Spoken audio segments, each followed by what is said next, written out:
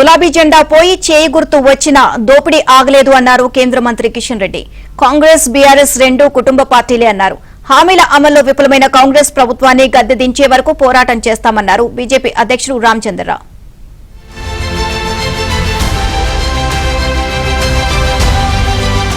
Indira park ధర్నా చౌక్ వద్ద BJP ఆధ్వర్యంలో మహాధర్నా నిర్వహించారు. 2 ఏళ్లలో కాంగ్రెస్ నయవంచన పాలన పేరుతో చేపట్టిన ఈ కార్యక్రమంలో నెరవేర్చని హామీలను పేర్కొంటూ ఛార్జీ షీట్ విడుదల చేశారు. బీజేపీ నేతలు, కార్యకర్తలు ఈ కార్యక్రమంలో పాల్గొన్నారు.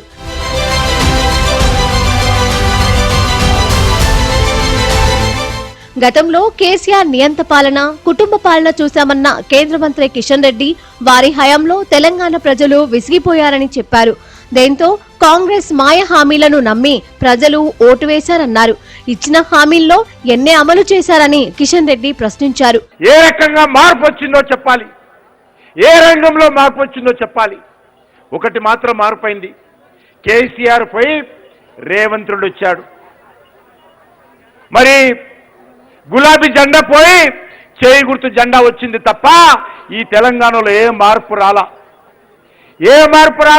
పరిపాలనలో మార్పు రాలా, దోపిడీలో మార్పు రాలా, అవినీతిలో మార్పు రాలా, ప్రజలకు ఇచ్చినటువంటి హామీలు అమలు చేయడంలో మార్పు రాలా, ఏ రంగంలో కూడా మార్పు రాలా, చివరకు పార్టీ ఫిరాయింపుల్లో కూడా మార్పు రాలేదు. కాంగ్రెస్ నేతలు మత రాజకీయాలు చేస్తున్నారని బీజేపీ అధ్యక్షుడు రామచంద్రరావు విమర్శించారు.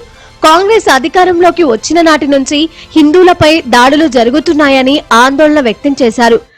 తెలంగాణ రైజింగ్ అంటున్నారు. What is Telangana rising? ఇంతకుముందు లక్ష్మణ్ గారు చెప్పారు Telangana shrinking, but BJP rising in Telangana అనే విషయాన్ని మనం గుర్తుపెట్టుకోవాలి మిత్రులారా. చెప్తా ఉన్నాను, మీరు కేవలం మత రాజకీయాలు చేస్తూ ఉన్నారు. హిందువుల దేవతల్ని మీరు అవమానపరుస్తూ ఉన్నారు. హిందువులో ఒక సంబంధించినటువంటి ఒక ఏదైతే కోట్లాది హిందువులు ఈ దేశంలో ఏ దేవుడి పైన అయితే విశ్వాసం పెడతారో వాళ్ళని మీరు అవమానం చేస్తూ ఉన్నారు. 3 కోట్ల మంది మీరు దేవుళ్ళు అంటే, ఎస్ మాకు 3 కోట్లు ఉన్నారు, నీకు 3 ఉన్నారు కదా, సోనియా గాంధీ, రాహుల్ గాంధీ అండ్ ప్రియాంక గాంధీ. మాకు 3 కోట్లు ఉన్నారు, మీకు 3 ఉన్నారు. తెలంగాణకు కేంద్రం ఎన్నో పథకాలు, నిధులు ఇచ్చిందన్నారు బీజేపీ నేతలు. దేశంలోని అన్ని రాష్ట్రాలను కేంద్రం సమానంగా చూస్తుందని స్పష్టం చేశారు.